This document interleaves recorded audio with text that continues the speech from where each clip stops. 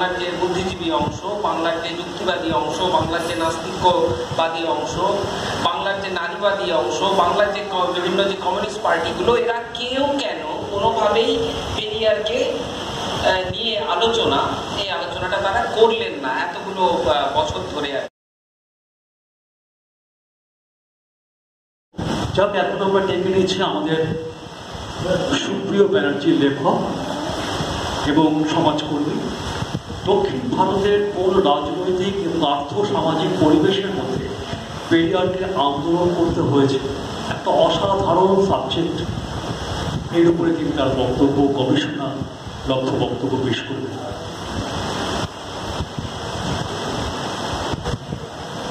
এটা হচ্ছে science and nationalist association of India এবং স্বাস্থ্যের পাঠশালা আজকের অ্যাকচুয়ালি 17ই সেপ্টেম্বরে পেরিয়ার ইভির আবাসামী জন্মদিবস উপলক্ষে এই সভাটা আয়োজন করেছে। এই জন্য আমি আপনাদের অবশ্যই ধন্যবাদ জানাচ্ছি এবং আমার ভালো লাগছে যে আপনাদের একজন হয়ে সবাই আসতে পেরে। এবং এই মাসেই প্রায় 4টে সভা পেরিয়ার ইভির আবাসামীর ওপর বীরভূম জেলায় দুটো এবং কলকাতায় এটা একটা, আর একটা বারাসাতে আলোচনা আমি করলাম। তো আমার যেটা অভিজ্ঞতা কাজ করতে করতে, যা পেরিয়ারের চর্চাটা দিন দিন বাড়ছে এবং এই বাড়ার ক্ষেত্রে আগামী দিনেও যুক্তিবাদী সমিতির যে কাজ, সেই কাজকর্মের মধ্যে পেরিয়ার থাকবেন। এবং আমি এখানে বক্তাদের যা বক্তব্য শুনলাম, আপনাদের যেভাবে মনোযোগ দিয়ে বক্তব্য শোনার যে ধরন আমি দেখলাম, তাতে আমি যেটা বুঝলাম যে আপনারা সিরিয়াসলি ব্যাপারটা ভাবছেন এবং যেটা যে পেরিয়ার নিয়ে চর্চা আগামী দিনেও যে কন্টিনিউ হবে, এই ব্যাপারটাই আমি আশা ব্যক্ত করছি। এখন মূল যে বিষয়, আমাকে যে বিষয়টা দেওয়া হয়েছে সেটা হলো পেরিয়ার যে মুহূর্তে দক্ষিণ ভারতে কাজ করতে আসছেন, ঠিক সেই রকম পরিস্থিতিটা কিরকম বা তার একটু আগের পরিস্থিতি কিরকম। প্রথমেই বলি যে পেরিয়ার ইভির আবাসামীকে নিয়ে বলতে গেলে একটা বড় জীবন, প্রায় 94 বছর উনি বেঁচেছিলেন। বলতে অনেক সময় লাগে এবং এক একটা বিষয়, ওনার অনেকগুলো দিক আছে। আমার বই, যারা এখানে অনেকেই আছেন যারা আমার বই পড়েছেন, তারা দেখেছেন যে বইয়ের একদম শেষে গিয়ে আমি বলেছি যে বাংলার বাংলার যে বুদ্ধিজীবী অংশ, বাংলার যে যুক্তিবাদী অংশ, বাংলার যে নাস্তিকবাদী অংশ, বাংলার যে নারীবাদী অংশ, বাংলার যে বিভিন্ন যে কমিউনিস্ট পার্টিগুলো, এরা কেউ কেন কোনোভাবেই পেরিয়ারকে নিয়ে এই আলোচনাটা তারা করলেন না এতগুলো বছর ধরে আর কি। তারা তো করতেই পারতেন। আসলে বিষয় হচ্ছে যে যখন আমার যে শরীরটা অসুস্থ হয়, তখন সেই ওষুধটার খোঁজ করে।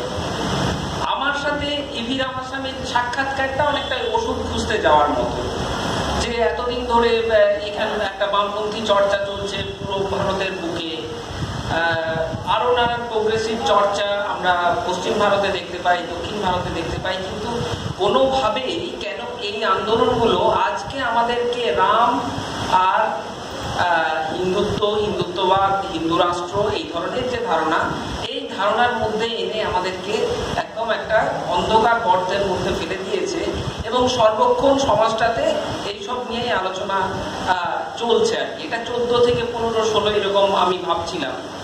তো সেই সময়ে আমার হঠাৎ করে একটা বই পেয়ে যাওয়া ইংরাজিতে, সেটা হচ্ছে রামায়ণা ট্রু রিডিং, যেটা সত্য রামায়ণের ইংরাজি যে ভার্সনটা, সেটা আমি পাই। এবং তার সাথে পেরিয়ারের সংক্রান্ত উনি রিভল্ট পত্রিকা বের করতেন, এই রিভল্ট পত্রিকার কিছু সংখ্যা আমি পেয়েছিলাম, জেরক্স কপি। সেই সব পড়ে আমি কিন্তু আস্তে আস্তে আমার উত্তরটা পেতে থাকি। এখন তাহলে সেই প্রশ্নটা কি ছিল, উত্তরটা কি ছিল? প্রশ্নটা ছিল যে 70 বছর পর ভারতবর্ষে কিভাবে ধর্মকে বেস করে, কিভাবে হিন্দুত্ববাদী যে ইডিওলজি, সেই ইডিওলজিকে এস্টাবলিশ করে, রামকে এস্টাবলিশ করে, যে রামের প্রতিষ্ঠার দিনে সারা ভারতবর্ষের একটা বড় অংশেই যেখানে প্রদীপ জ্বলা, লাড্ডু খাওয়া ইত্যাদির মতো ঘটনাগুলো ঘটে, এই ঘটনাটা কি করে ঘটছে, এই যে উত্তর আমি খুঁজতে গেছিলাম, তার উত্তরটা আমি গিয়ে কিন্তু যাকে বলে প্রায় আবিষ্কার করার মতো, সেই উত্তরটা আমি পেয়েছিলাম ইভি রামাস্বামীর লেখালেখি এবং তার সংগ্রামের মধ্যে। ইভি রামাস্বামী কিন্তু বি আর আম্বেদকরের মতো বিস্তর যে রচনা এবং বি.আর. আম্বেদকরের রচনার যে গভীরতা, সেই গভীরতায় গিয়ে অনেক চর্চা করেছেন এমনটাই বীর রামাস্বামী করেননি। কারণ তিনি প্রতিদিন বেশ কিছু মিটিং মিছিলে তিনি উপস্থিত থাকতেন। একই দিনে বীর রামাস্বামী 4টে, 5টা, 10টা মিটিং করতেন। ইভেন 1952 পর্যায়ে আর কি, যে সেই সময়ের যে মে দিবস পালনে তিনি একই দিনে 50টা মিটিং করেছেন। তো উনি ছিলেন একদমই পরিকর্মা এবং মানুষ, এবং সর্বক্ষণ এই কর্মকাণ্ডটাই তার একটা, আমি সেখান থেকে কিন্তু একটা তত্ত্ব পাই। তার এই কর্মকাণ্ডটার মধ্যে একটা কিন্তু থিওরিটিক্যাল চর্চা রয়েছে, এবং সেটাও কিন্তু খুব গভীর। অর্থাৎ তিনি তাত্ত্বিকভাবে লিখে গেলেন না, কিন্তু একটা গভীর চর্চা রয়েছে। তো দক্ষিণ ভারতের আমাদের একটা জিনিস স্বীকার করে নিতে হবে, যে আমাদেরকে গোখলে একটা মিথ্যে শিখিয়ে গেছেন, খুব গভীরভাবে মিথ্যেটা শিখিয়েছেন তিনিও। মিথ্যেটা এটা যে বাংলা যা আজ ভাবে ভারত ভাবে কাল, এবং এই ভেবে বাঙালি হিসেবে নিজেদেরকে গর্বিত হওয়া। আসলে বাংলা যা আজ ভাবে, বাংলা বিবেকানন্দ, রামকৃষ্ণের হাত ধরে যে হিন্দুত্ববাদী পুনরুত্থান যে ঘটছিল, সেই যে ভাবনাটা বাংলা আগে ভেবেছে, এবং সেইখান থেকে অর্থাৎ হিন্দু ধর্মীয় পুনর্জাগরণ থেকে হিন্দুত্ববাদী জাতীয়তাবাদের প্রতিষ্ঠা। আমি টার্মটা আবার বলি, হিন্দুত্ববাদী জাতীয়তাবাদের একটা প্রতিষ্ঠা ভারতবর্ষে এখন হচ্ছে। অর্থাৎ সামনে একটা ভারতীয় জাতীয়তাবাদের ধারণা রয়েছে কারো কারো মাথায়, কেউ কেউ ভাবছেন, কেউ কেউ সাম্প্রদায়িকতাহীনভাবে ভাবছেন, কিন্তু তারপরেও দেখা যাচ্ছে যে আসলে চ্যাম্পিয়ন হচ্ছে হিন্দুত্ববাদী জাতীয়তাবাদ। তাহলে এই হিন্দুত্ববাদী জাতীয়তাবাদটার জন্ম কোন কন্ট্রাডিকশন থেকে, এটাকে যদি আমি চিহ্নিত করতে পারি, তাহলে আমি দেখবো যে এর একটা কন্ট্রাডিকশন হচ্ছে স্বশাসন ব্রিটিশদের কাছ থেকে আদায় করা, বিভিন্ন যে প্রশাসনিক যে বিভিন্ন জায়গায় সেসব জায়গায় সুবিধা আদায় করা। তার আগে এর ভূমিকাটা নেগেটিভ। মোটামুটি বিংশ শতাব্দীর দ্বিতীয় দশক থেকে একটা পজিটিভ জায়গা এও রাখতে, এই যে ব্লক হিন্দুত্ববাদী শিবির রাখতে শুরু করে। তো দক্ষিণ ভারতে কিন্তু 1860 সালে আমরা দেখবো হিন্দু ফ্রি থট ইউনিয়ন বলে একটা সংগঠন তৈরি হচ্ছে। এই সংগঠনটার পরে বেশ কিছু সেকুলার সোসাইটি, অর্থাৎ সেকুলার শব্দটার এখানে অর্থ হচ্ছে ইহজগৎ সম্বন্ধিত যে বিষয়, সেই সেকুলার সোসাইটি গড়ে উঠছে, এবং সেকুলার সোসাইটির একটা মঞ্চ হিসেবে কাজ করে এই যে পুরাণ, যে 24টি পুরাণ রয়েছে, এই পুরাণে যে রাক্ষস, বানর, দস্যু, এই ধরনের যে শব্দগুলো অপমানজনক রয়েছে, তারা বলছেন এরাই দ্রাবিড়। তারা হিরণ্যকশিপুকে নিজেদের হিরো বলে ঘোষণা করছেন, তারা রাবণকে নিজেদের হিরো বলে ঘোষণা করছেন। এটা কিন্তু পেরিয়ারের যা জন্ম, বা পেরিয়ার তখন ছোট, তখনই এই ঘটনাগুলো ঘটছে। তো দক্ষিণ ভারতে এই যে ন্যাশনালিস্ট থিঙ্কিং এর একটা বড় জায়গা কিন্তু পেরিয়ার আসার আগেই তৈরি হয়ে গেছে, এবং সেটা শহর মফস্বলে তার প্রভাব রাখে, যথেষ্ট প্রভাব রাখে। এবং বিভিন্ন যে ইন্টারন্যাশনাল যে বিভিন্ন সংস্থা, সেই সময়ে বেলজিয়ামের এক সাংবাদিককে আমি জানি যে তিনি সেই সময় এসেছিলেন এবং এই আন্দোলন সম্পর্কে তথ্য অনুসন্ধান করেছিলেন। তো এই রকম একটা সিচুয়েশন কিন্তু দক্ষিণ ভারতে মূলত পুরাণ বিরোধিতা, হিন্দু শব্দ থেকে বেরিয়ে আসা, এবং দ্রাবিড় পরিচয় আত্মপ্রকাশের একটা জায়গা তৈরি হয়। এটা হচ্ছে একটা দিক। দ্বিতীয় দিক হচ্ছে যে 1844 নাগাদ ওনার জন্ম, সেটা হচ্ছে আয়োধিত হাসান। আয়োধিত হাসানের অরিজিনাল নাম হচ্ছে কথা বরায়ন, তবে ওনাকে আয়োধিত হাস নামেই সবাই চেনেন। আয়োধিত হাস কিন্তু প্রথমে অদ্বৈতবাদী হিন্দু মহাসভা তৈরি করে, তারপর পুরোপুরি হিন্দুত্ববাদ, হিন্দু যে ধর্মীয় যে ইডিওলজি, সেই জায়গা থেকে তিনি সরে যাচ্ছেন, এবং টোট, দ্রাবিড়, বিভিন্ন ছোট ছোট যে উপজাতি যে কমিউনিটিগুলো রয়েছে, তাদের সাথে একটা যোগাযোগ করে তিনি কিন্তু একটা সংগঠন গড়ে তুলছেন। সেই সংগঠনটা হচ্ছে এক ধরনের দ্রাবিড় পান্ডিয়ান বা দ্রাবিড় আইডেন্টিটিকে সামনে রেখে বিভিন্ন নামে বিভিন্ন সময় কাজ করেছে, তারা কিন্তু কাজ শুরু করছে। আয়োধিত হাস চলে যাচ্ছেন কিন্তু আমার বৌদ্ধ ধর্মের দিকে, অর্থাৎ হিন্দু ধর্মকে অস্বীকার করে তিনি শ্রীলঙ্কা গিয়ে বৌদ্ধ ধর্ম গ্রহণ করছেন। তারপরে আবার আয়োধিত হাস ফিরে আসছেন, এবং আয়োধিত হাসের হাত ধরেই আবার আরেকজন খুব গুরুত্বপূর্ণ ব্যক্তিত্ব উঠে আসছেন। তিনি অত্যন্ত স্বনামধন্য সায়েন্টিস্ট, তিনি হচ্ছেন পোকালা লক্ষ্মী নারাসু। এই পোকালা লক্ষ্মী নারাসু ইনিও কিন্তু দ্য এসেন্স অফ বৌদ্ধ, যেটা বুদ্ধিজম, এই যে বিখ্যাত গ্রন্থটি উনি লিখছেন এবং বৌদ্ধ ধর্মের মধ্যে যে কার্যকারণ বা নৈতিকতার যে জায়গা, বৌদ্ধ ধর্মের যে বিভিন্ন যে 8টা যে অষ্টাঙ্গিক যে মার্গ, এই সংক্রান্ত জীবন ধারণ, জীবনশৈলী, এই সমস্ত প্রসঙ্গকে সামনে এনে তিনিও ব্যাখ্যা করছেন। তো এইরকম একটা পর্যায়ে মোটামুটি জাস্টিস পার্টি যখন গড়ে ওঠে, সেই সময়টা হচ্ছে SIL 1916-17। এই জাস্টিস পার্টিটা গড়ে উঠেছিল কিছুটা ফুলে প্রভাবিত আন্দোলন দ্বারা। পেরিয়ার ইভি রামাস্বামী প্রথমে কংগ্রেসে ছিলেন এবং কংগ্রেসের অসহযোগ আন্দোলনে অংশগ্রহণ করতে করতে উনি যেটা অনুভব করলেন, বিশেষত ভাইকমের ঘটনা, ভাইকমের একটা বড় ঘটনা যেটা হচ্ছে যে কয়েক মাস ধরে আন্দোলন চলেছিল, আন্দোলনকারীদের অ্যারেস্ট করা হয়েছিল, আন্দোলনকারীদের ওপর ব্রাহ্মণরা গুন্ডা পাঠিয়ে তাদের ওপর নানান নৃশংস অত্যাচার চালিয়েছিল, কিন্তু তারপরেও এই আন্দোলন জিতেছিল এবং পেরিয়ার ইভি রামাস্বামীকে ভাইকমের বীর উপাধি দেওয়া হয়েছিল। এটা 1925 সালে। কিন্তু তখনও তিনি কংগ্রেসের সদস্য। এরপরে আর একটা শেরমা দেবী গুরুকুলম, অর্থাৎ একটা স্কুলে, যেটা জাতীয় স্কুল, সেখানে দলিত এবং ব্রাহ্মণদের আলাদা খাবার জায়গা ছিল, এটাকে কেন্দ্র করে আরেকটু আলোড়ন তৈরি হয়। ঘটনাটা ছোট, কিন্তু এই ঘটনার পর কংগ্রেস থেকে এস রামানাথন, ইভি রামাস্বামী সহ আরো অনেকেই গুরুত্বপূর্ণ, সম্ভবত সাম বেদাচালম, এরা প্রত্যেকে কিন্তু সেখান থেকে বেরিয়ে এলেন কংগ্রেস থেকে। এই কংগ্রেস থেকে বেরিয়ে এসে তারা কি করবেন? আসলে তারা যে মুভমেন্টটাই ছিলেন, এটা অনেকেই স্বীকার করেন যে ভারতবর্ষে একটা জাতীয়তাবাদী রাজনৈতিক আন্দোলন এবং দ্বিতীয় দিক হচ্ছে সমাজ সংস্কারের আন্দোলন। এই সমাজ সংস্কারের আন্দোলনের যে জিনিসটা জায়গা করে নিল, যদি এমনি একটা সমাজ সংস্কারের আন্দোলন হতো তাহলে হয়তো ততটা গুরুত্বপূর্ণ হতো না, কিন্তু এই সমাজ সংস্কারের আন্দোলনের সাথে যে শব্দটা যুক্ত, সেটা হলো কাস্ট। এই কাস্ট শব্দ কিন্তু ভারতের রাজনীতিতে 20 শতাব্দীর শুরুর দিক থেকেই অত্যন্ত গুরুত্বপূর্ণ হবে। তারও আগে তো ফুলের লড়াইয়ে এটা ছিলই, আইভি ঘাসের লড়াইও ছিল, কিন্তু রাজনৈতিকভাবে এই শব্দটা জায়গা করে নিল এবং এই ব্রাহ্মণ্যবাদ বিরোধী যে লড়াই করে কংগ্রেস থেকে বেরিয়ে এলেন ইভি রামাস্বামী। তো মোটামুটি এইটা ছিল ওই সময়ের একটা, যে তামিলনাড়ুর যে পরিস্থিতি আপনারা জানতে চেয়েছিলেন আমার কাছে, সেটা আমি বললাম যে তামিলনাড়ুতে এরকম একটা চর্চা যেতে ইভি রামাস্বামী উঠে।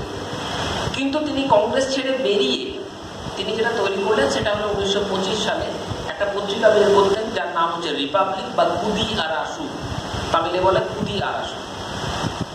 এই কুদি আরাসু পত্রিকা কিন্তু প্রথম থেকেই একেবারে যুক্তিবাদী পত্রিকা, নাস্তিকতাবাদী পত্রিকা, কোন রকম ঈশ্বরের অস্তিত্বে বিশ্বাস না করা একটা পত্রিকা হিসেবে সামনে এলো এবং সামনে আসার পর সেলফ রেসপেক্ট মুভমেন্ট যখন শুরু হচ্ছে তখন তার মতো পত্রে পরিণত হলো। এই কুদি আরাসু পত্রিকায় সেই সময়ের যে তামিল কবি ভারতী সুব্রমণিয়ম, তিনিও লিখতেন এবং অনেক বুদ্ধিজীবীরাও লিখতেন। তো এই পত্রিকাটাকে কেন্দ্র করে তৈরি হলো সেলফ রেসপেক্ট আন্দোলন বা সুয়া মারিয়াদা ইয়াকম। এই সেলফ রেসপেক্ট আন্দোলনে গিয়ে আমরা কিন্তু এই ভারতবর্ষের মধ্যে এতদিন ধরে যে আন্দোলনগুলো চলছিল, অর্থাৎ বিফোর সেলফ রেসপেক্ট এবং কিছু অর্থে আফটার সেলফ রেসপেক্টও কিছু জিনিস দেখতে পাবেন, যে এই যে সেলফ রেসপেক্ট যে মুভমেন্ট, অর্থাৎ আত্মমর্যাদা, এটা কি ধরনের কথা? আত্মমর্যাদা তো সবার আছে, তমুক ব্যক্তি অমুক ব্যক্তি সবারই তো আছে, কিন্তু সেটা মুভমেন্ট কি করে হবে? আসলে মুভমেন্ট এই অর্থে যে দ্রাবিড় অর্থে দলিত শব্দটা দক্ষিণ ভারতে কখনোই প্রচলিত ছিল না, প্রচলিত ছিল অব্রাহ্মণ শব্দটা। এই অব্রাহ্মণ শব্দটাকে ইকুয়ালস টু দ্রাবিড় করে দিলেন ইভি রামাস্বামী। এবং আগে ওই যে বৌদ্ধ ধর্মের প্রতি যে তার যে একটা জায়গা ছিল, অর্থাৎ পেরিয়ার পূর্ব আন্দোলনে যে জায়গাটা ছিল, সেটাকে ভেঙে তিনি পুরোপুরি নিয়ে এলেন সায়েন্টিফিক এবং ন্যাশনালিস্ট ওয়ে। প্রথম যদি আপনারা এই সম্মেলনটা প্রথম সেলফ রেসপেক্ট লিগের প্রথম যদি আপনারা সম্মেলন দেখেন, চেঙ্গেলপুট কনফারেন্স 1929, তাহলে আপনারা দেখতে পাবেন এখানে 3টে সিদ্ধান্ত আমি উল্লেখ করছি। প্রথমে হচ্ছে মন্দির বা অন্য কোনো ধর্ম প্রতিষ্ঠানে কোনোভাবে কোনো টাকা পয়সা বা অনুরূপ কোনো বস্তু বা সমমূল্যের কোনো কিছু ব্যয় করা বা দেওয়া যাবে না। মন্দির তৈরি, যে সমস্ত মন্দির, আর নতুন করে একটা মন্দিরও তামিলনাড়ুর বুকে তৈরি করা যাবে না। এবং তৃতীয় হচ্ছে যে ঘরোয়া যে অনুষ্ঠানে, যে ধর্মীয় অনুষ্ঠান ঘরে যেগুলো হয়, সেগুলোতে ব্রাহ্মণ পুরোহিত ডেকে কোনো রকম মঙ্গলের কাজ করা যাবে না। এটা হলো প্রথম কনফারেন্সেই, এবং আমি বিশ্বাস করি যে 1925 সালে দাঁড়িয়ে সিপিআই বা ভারতের কমিউনিস্ট পার্টিও ধর্মের বিরুদ্ধে এত দৃঢ়ভাবে প্রকাশ্য ঘোষণা দিয়ে কাজ করার মতো সাহস কমিউনিস্ট পার্টিরও তখন ছিল না, কিন্তু এটা সেলফ রেসপেক্ট মুভমেন্টের ছিল। সেলফ রেসপেক্ট মুভমেন্ট এই যে প্রচলিত যে বিবাহ পদ্ধতি, এই পদ্ধতিটিকে পুরোপুরি একদম ডিনাই করে একটি নতুন বিবাহ পদ্ধতি, দ্য সেলফ রেসপেক্ট ম্যারেজ কথাটা যদিও ছিল না, এটা বোঝানোর জন্য বলা হচ্ছে, আসলে শব্দটা হচ্ছে কল্যাণম, ঠিক আছে, অর্থাৎ সেলফ রেসপেক্ট কল্যাণম, এইরকম শব্দটা দাঁড়ায়, আত্মমর্যাদা কল্যাণ, সেই অর্থে বিবাহ। এই বিবাহ চালু করে যেখানে বিনা আড়ম্বরে, এবং যে যুক্তিবাদী যে সেলফ রেসপেক্ট মুভমেন্টে যারা যুক্ত তারা কিন্তু সংখ্যায় সেই সময় দাঁড়িয়ে সংখ্যায় 500 বা 1000-এর অধিক ছিলেন, তারা কিন্তু প্রত্যেকেই ওই বিবাহ অ্যাকসেপ্ট করেন এবং সেলফ রেসপেক্ট ম্যারেজ চালু হয়। এবং এখনো তামিলনাড়ুতে এই বিবাহ কিছু কিছু ঘটে থাকে সেলফ রেসপেক্ট ম্যারেজ। এটাও পেরিয়ারের মস্তিষ্ক প্রসূত একটি অবদান, এবং 1900 মনে রাখতে হবে ওই 24-25 সাল থেকে কিন্তু প্রতি বছর হাজার হাজার নারী পুরুষের বিবাহ কিন্তু এইভাবে হতো।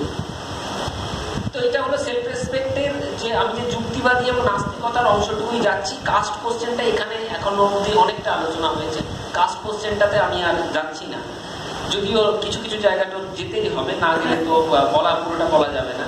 তো এইরকম একটা জায়গা থেকে সেলফ রেসপেক্ট সেকেন্ড এবং থার্ড কনফারেন্স হয়।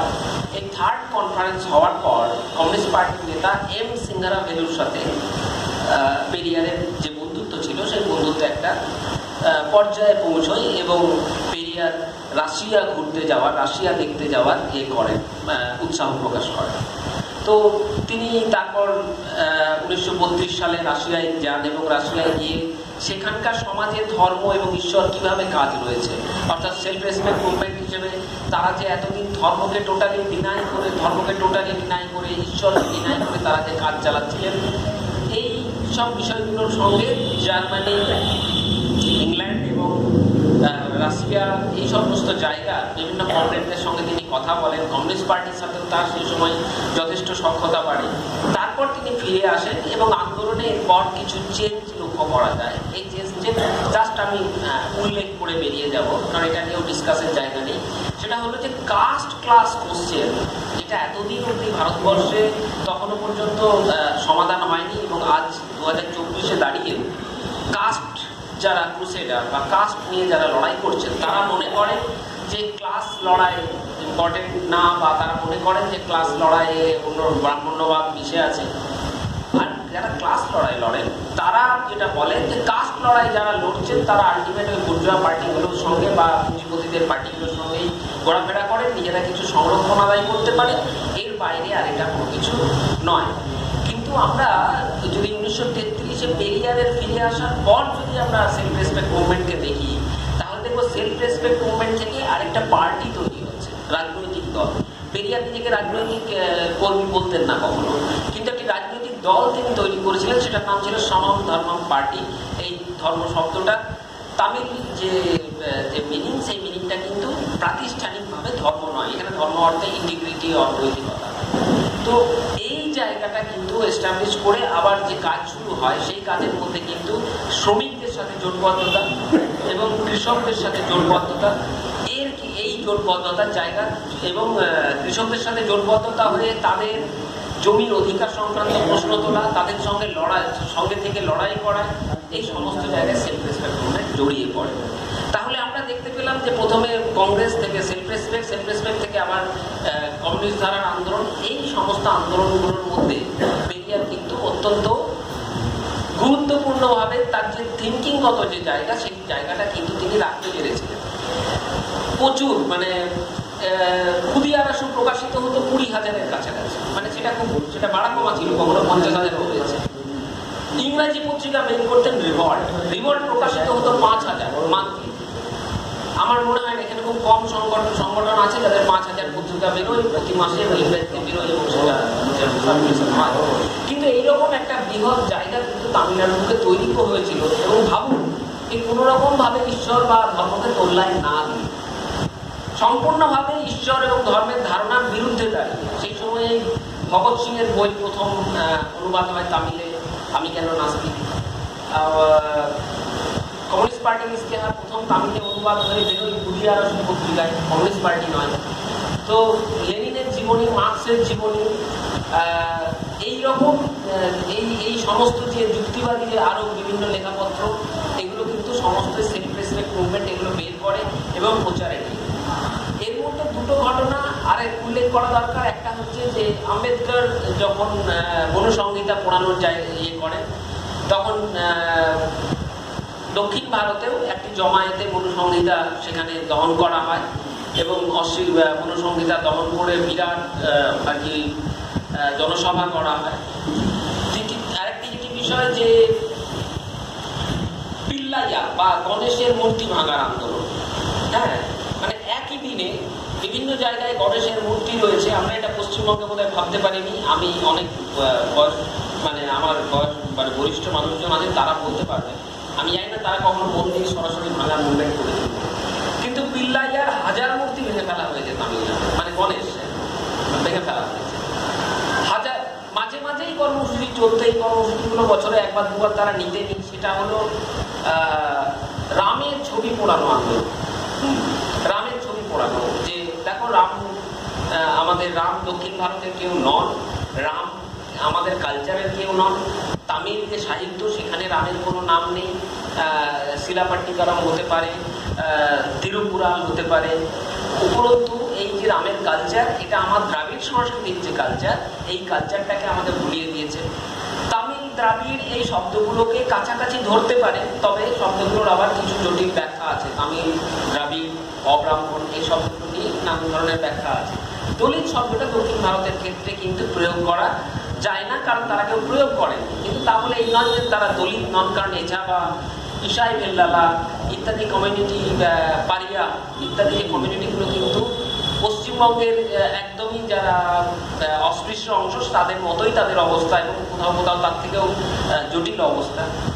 তো এই হচ্ছে পেরিয়ারের যে সেলফ রেসপেক্ট মুভমেন্ট পর্ব এবং যুক্তিবাদের যে প্রচার, এই প্রচারের যে কাজ, এটা মোটামুটি আমি এই অংশটুকু রাখলাম। আরো কিছুটা অংশ থাকে দ্রাবিড় অংশ, ওই অংশটাই আমি যাচ্ছি না। কিন্তু পেরিয়ারের এই ভাবনাটা পশ্চিমবঙ্গে আজকের মুহূর্তে দাঁড়িয়ে আমরা যদি দেখি যে ভারতবর্ষে যখন একটা ধর্মীয় উন্মাদনা দেখা যাচ্ছে, যখন দেখা যাচ্ছে মন্দিরকে ঘিরে মানুষ পাগল হয়ে যাচ্ছে, এইরকম একটা যখন আমি মাস ফ্যান্টাসি বলি, আর কি বলবো, এক ধরনের একটা হিস্টেরিয়াও বলা যায়, মানে মাস হিস্টেরিয়া বলা যায়, এইরকম একটা জায়গায় দাঁড়িয়ে বিজ্ঞান ভিত্তিক পেরিয়ারের মতো সম্পূর্ণ বিজ্ঞান ভিত্তিক আলোচনা, আমার মনে হয় না ভারতবর্ষের ইতিহাসে আর কোনো দ্বিতীয় নেতা আছেন। আর কোন, মানে পেরিয়ারের এই মূর্তিটা রেখে, দুদিন আগে একটা প্রোগ্রাম ছিল শান্তিনিকেতনে, সেখানে তার ছবিতে কিছুজন মালা দেওয়ার ইচ্ছা প্রকাশ করে। তো আমাকে তারা ফোন করলো, আমি মনে করলাম না, পেরিয়ারের ছবিতে এটা করা যায় না, অন্য কারো ছবিতে হতে পারে। পেরিয়ারের ছবিতে মালা, চন্দন এসব কিছু দেওয়ার কোনো জায়গা নেই। ছবিটা রাখা যেতে পারে, আর না রাখলেও মানে অসুবিধা নেই। পেরিয়ার এই ধরনের ব্যাপারগুলোকে একেবারে অ্যাভয়েড করবে। তো এখানেও মানুষটি মোটামুটি, তারপরে হিন্দি বিরোধী আন্দোলন, অর্থাৎ ভাষা আগ্রাসন বিরোধী আন্দোলন, সেখানেও একটা বড় গুরুত্বপূর্ণ তার ভূমিকা বলতে কি, তাকে এই জন্য থান্তাই পেরিয়ার বলা হয়, অর্থাৎ জাতির পিতা পেরিয়ার। থান্তাই মানে হচ্ছে পিতা। তো এই যে তামিল জাতির তার যে পিতা হয়ে ওঠা, এটা কিছুটা দ্রাবিড় মুভমেন্ট থেকেই। জাস্টিস পার্টি 1944 সালে তার নাম পরিবর্তন করে, তিনি নিজেই করে দেন দ্রাবিড় কাজাগম। সেই দ্রাবিড় কাজাগম পরবর্তীকালে কাজ করছে। কিন্তু যেটা হয়েছে, তামিলনাড়ুতে আপনি কোনো সরকারি প্রতিষ্ঠানে কোনো দেবদেবীর মূর্তি আপনি পাবেন না। তামিলনাড়ুর কোনো সরকারি প্রতিষ্ঠান, স্কুল, কলেজ, হাসপাতাল, থানা, কোথাও কোনো ধরনের পূজা আর্চা হয় না। তামিলনাড়ুতে পদবীর ব্যবহার নেই, ঠিক আছে? পদবী যে আমরা যে এই যে ধরুন, এই যে আমার পদবীটা, যখন আমি বিভিন্ন দলিতদের সভায় থাকি, তখন আমার পদবীটা তো একটা সমস্যা তৈরি করে, এবং অনেকে প্রশ্নও করে যে আপনি তো পেরিয়ার তো নিজের পদবী নায়িকার, তিনি তো ড্রপ করেছিলেন, আপনি কেন পদবী ড্রপ করছেন? আর ড্রপ করা একটা প্রসেস পদ্ধতি। আর দ্বিতীয় কথা হচ্ছে যে ধর্মীয়ভাবে তো মানুষকে তো ব্রাহ্মণ পরিবারে কেউ জন্মালেই সে ব্রাহ্মণ্যবাদী এটা তো না। তিনি তো মানবতাবাদী হতে পারেন, তিনি তো সাম্যবাদী হতে পারেন, তিনি কমিউনিস্ট হতে পারেন। তো তো অন্যান্য পরিবারে জন্মেও তিনি যেমন হতে পারেন, তেমনি ব্রাহ্মণ পরিবারে, কোট আনকোট ব্রাহ্মণ পরিবারে জন্মানো মানুষও হতে পারেন। ফলে আমাকে একটা প্রসেসের মধ্য দিয়ে গিয়ে হয়তো পদবিটা ড্রপ করতে হতে পারে, কিন্তু তার চেয়েও বড় কথা যে আমি এই আন্দোলনের জায়গাটাতে আমি নিজের ঠিকঠাক রোলটা প্লে করলাম কিনা। আমার পদবিটাতে জায়গাতে কিন্তু কোনো পদবি নেই, আপনি কারোর নাম শুনে বলতে পারবেন না যে এই পার্টিকুলার ওই কমিউনিটি থেকে আসছে। আরেকটা যেটা নারী আন্দোলন আমরা দেখলাম, আজ রাত দখলকরণ আন্দোলন, নারী অধিকার নিয়েও যদি চর্চা হয় তাহলেও এই কথাটা আমি বাড়িয়ে বলছি না, এটা হয়তো এটা এক তামিলিয়ানকেই আমি কথাটা বলেছিলাম যে পেরিয়ার আসলে পুরো দক্ষিণ এশিয়ার পেরিয়ার, শুধু তামিলনাড়ু নয়। তো পেরিয়ারের নারী অধিকার সংক্রান্ত ভাবনা যদি দেখেন তো সেখানেও দেখতে পাবেন যে তিনি কি পরিমাণ প্রগতিশীল, তার আশপাশে কেউ নেই। ইভেন কমিউনিস্ট পার্টির যারা মহিলা সংগঠন চালান তারা মতো প্রোগ্রেসিভ নন। পেরিয়ার সেই সময়ে দেবদাসী প্রথা, তামিলনাড়ুর একটি ভয়ঙ্কর প্রথা, যেখানে মন্দিরের দেবদাসী হিসেবে ইসাই ভেল্লালা সম্প্রদায়ের নারীদেরকে ছোটবেলায় নিয়ে নেওয়া হয় এবং একটা বয়স অবধি তাদের যৌন নির্যাতন করা হয়। মন্দিরের কাজ, মন্দিরের নর্তকী, নামমাত্র কিছু খাবার দাবারের বিনিময়ে এটা তাদেরকে করানো হয় এবং আফটার 30-35 তাদেরকে মন্দির থেকে ছেড়ে দেওয়া হয় এবং তাদের তারপরে জায়গা হয় কোনো আর কি প্রস্টিটিউট কলোনিতে, এটা তাদের গিয়ে জায়গা হয়, অর্থাৎ আর তাকে সমাজ নেয় না। এই ইসাই ভেল্লালা সম্প্রদায়ের উন্নতির জন্য এবং এই যে দেবদাসী প্রথার বিরুদ্ধে পেরিয়ারের লড়াইটা ছিল কিন্তু অত্যন্ত গুরুত্বপূর্ণ এবং এই দেবদাসীদের মধ্য থেকে নেতা খুঁজে আনা নিজের আন্দোলনে, এটাও পেরিয়ারের একটা কিন্তু দিক। আর কোনো আন্দোলনে আপনি দেখতে পাবেন না যে দেবদাসী থেকে সরাসরি তিনি উঠে আসছেন যুক্তিবাদী আন্দোলনে। তো পেরিয়ারের এই যে যুক্তিবাদ, সেখানে অনেক কিছু মিলে একটা ধারণা আছে। তিনি কখনো বলেন যে পুরুষরা তোমরা যদি প্রস্টিটিউট কলোনি যাও তোমরা অবশ্যই সেখানে কিন্তু সঠিক মানে তোমাদের যাওয়ার দরকার নেই, সেখানে যদি তোমরা যাও সেখানে তোমরা উচিত মূল্য দেবে। আবার ঘরে তিনি যখন পরিবারের ব্যাখ্যা করেন তখন তিনি আবার বলেন যে পুরুষ যদি নারীকে ভোগ করে তাহলে সেক্ষেত্রে নারীর শুধু মতামতটিও নয়, নারীকে তার বিনিময়ে একটা আর্থিক মূল্য পুরুষকে দিতে হবে। অর্থাৎ এই ধরনের কিছু কন্ট্রাডিক্টরিপূর্ণ কথাবার্তাও কিন্তু তিনি বলেছেন। এখন এইগুলোর সমাধান আছে, সমাধান নেই তা না। এবং এইরকম একটা এই যে নারী আন্দোলনের যে জায়গাটা বললাম, যে তার যে আন্দোলন সেলফ রেসপেক্ট মুভমেন্ট বলুন, আপনি দ্রাবিড় কাজাগমের আন্দোলন বলুন, অথবা আপনি তার সাথে হিন্দি বিরোধী আন্দোলন করে নিন, এই সমস্ত জায়গায় নারীদের পার্টিসিপেশন অত্যন্ত বেশি। এটা ভারতবর্ষের আর কোনো সংগঠনের ক্ষেত্রে দেখা যায় না। পেরিয়ার এক একটা জনসভা করেছেন 2 লাখ, 3 লাখ, 5 লাখ, হিন্দি বিরোধী আন্দোলনের সময় সেটা 7-10 লাখ, এরকম বড় বড় জমায়েত করেছেন। তো এই যে ভাষা নিয়ে আন্দোলন, ভাষার অধিকার থেকে আরম্ভ করে কাস্ট অধিকার, ক্লাসের ভাবনা, যুক্তিবাদী, সবসময় যুক্তিবাদী চিন্তায় দাঁড়ানো, মন্দির এবং ঈশ্বর প্রশ্নে কোনো রকম আপোষ না করা, যে আমরা যেটা করি ঠিক আছে উনি একজন ঈশ্বর মানেন, উনি আসুন না 5টা লোক তো আনতে পারবেন, এটা নয়।